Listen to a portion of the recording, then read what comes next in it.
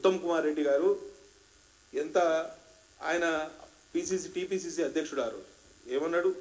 అక్రమ లేఅవుట్ల క్రమబద్ధీకరణను దివాలాకోరు వ్యవహారంగా అభివర్ణించిన ఉత్తమ్ కుమార్ రెడ్డి గారు. దివాలాకోరు. మరి ఇవాళ మీరు చేస్తున్నది ఎంత దివాలాకోరు ఒకసారి ఆలోచన చేయండి. సిఎల్పి నేతగా ఉన్న బట్టి విక్రమార్క గారు నో ఎల్ఆర్ఎస్ నో బీఆర్ఎస్ అంటూ అసెంబ్లీలో నినదించాడు. ఇవాళ ఏమైంది?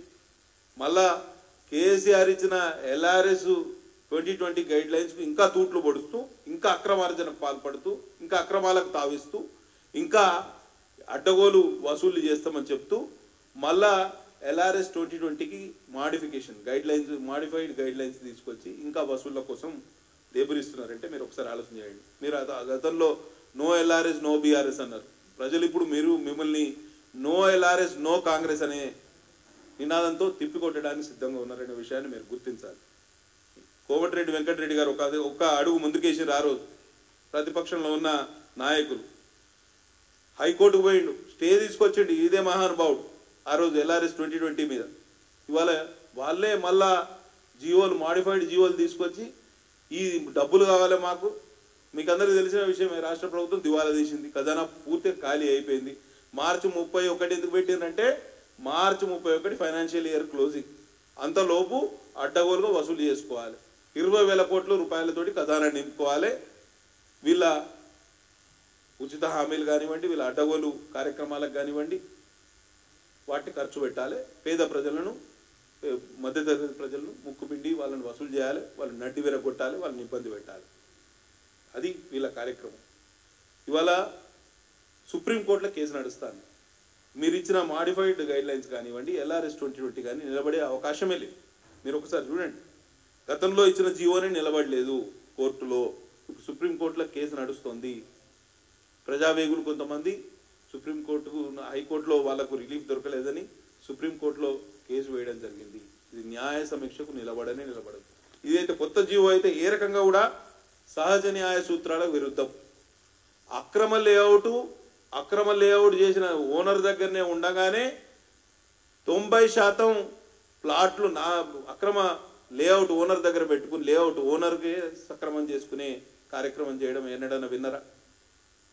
మనం అసలు ఎల్ఆర్ఎస్ స్కీమ్ ఉద్దేశం ఏంది? పేద ప్రజలు 10 లక్షలు 15 లక్షల రూపాయలు పెట్టి చిన్న ప్లాట్లు 150 గజాలు 200 గజాలు 250 గజాలు కొనుక్కొని చిన్నగా ఇల్లు కట్టుకుంటారు. పర్మిషన్లు లేఅవుట్ అని అంటే ఖర్చు ఎక్కువ కాబట్టి ఓ 10 నుంచి 15, 20 లక్షల రూపాయలతోటి ఒక ప్లాట్ కొనుక్కోవాలి. తర్వాత పైసలు ఉన్నప్పుడు ఇల్లు కట్టుకోవాలి. ఇది బేసిక్గా వాళ్ళ ఆలోచన.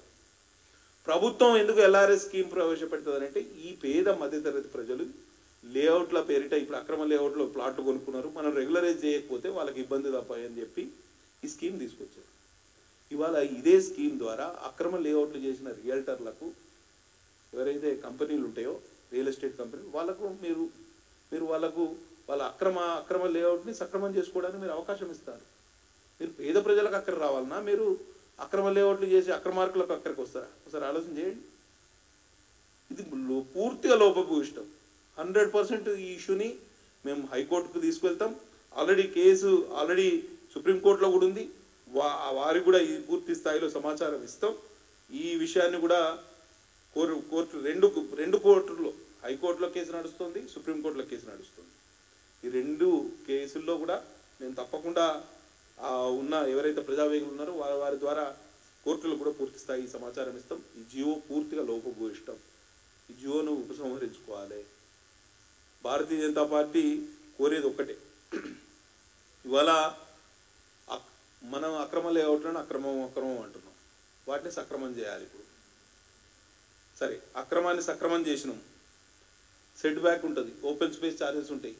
ఇవాళ సెట్ బ్యాక్ లేకుండా ఆ లేఅవుట్ ఓనరు వీళ్ళకు అమ్మిండు ప్లాటు. ఇవాళ మరి ఆ సెట్ బ్యాక్ లేకుండా ఆయన ఇల్లు కట్టుకుంటాడు, ఆ ఓపెన్ స్పేసు నష్టపోతున్నాడు ఎవరైతే కొనుక్కున్న వ్యక్తి, ఎవరైతే కొనుగోలుదారు ఉన్నాడో. మరి దానికి కాంపెన్సేషన్ ఎవరు ఇవ్వాలి? గవర్నమెంట్ ఇస్తుందా? లేఅవుట్ ఓనర్ ఇస్తాడా? ఎంత అన్యాయం అండి. చిన్న స్థలాలు కొనుక్కొని ఇల్లు కట్టుకుందామనే ఆలోచన చేసిన వాళ్లకు ఎల్ఆర్ఎస్ స్కీమ్లో మీరు డబ్బులు కడితేనే, నేను ఒక అంచనా తీసిన, ఒక 200 గజాల ప్లాట్ ఉన్నదనుకుంటే ఇవాళ వాళ్ళ క్రమబద్ధీకరణ ఫీజు మీరు ఇచ్చిన 25% డిస్కౌంట్ తర్వాత 2,04,000 రూపాయలు అవుతుంది.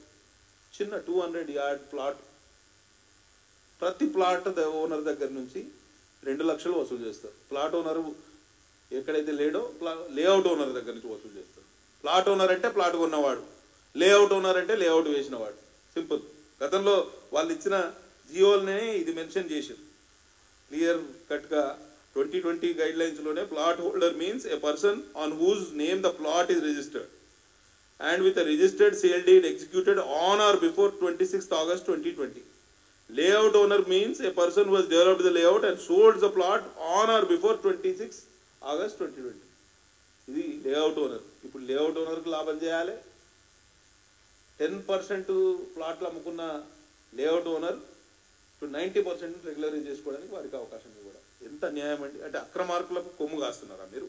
అంటే భవిష్యత్తులో మేము అక్రమ లేఅవుట్లు అన్నీ సక్రమం చేస్తాం, ఎవరెన్ని ఓపెన్ స్పేస్లో వదిలేసినా, రోడ్లు 15 ఫీట్లు 20 ఫీట్లు వదిలేసినా, లేఅవుట్ ప్రిన్సిపల్స్ గైడ్లైన్స్ను ధిక్కరించినా, DTCP లేఅవుట్ లేకపోయినా మేము దాన్ని రెగ్యులరైజ్ చేస్తాం. ప్రభుత్వాలు వస్తాం.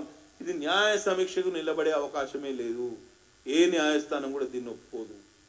దయచేసి ప్రజలు గమనించాలి. వీళ్ళ చక్కర్లో పడకండి. వీళ్ళు మిమ్మల్ని మోసం చేస్తున్నారు.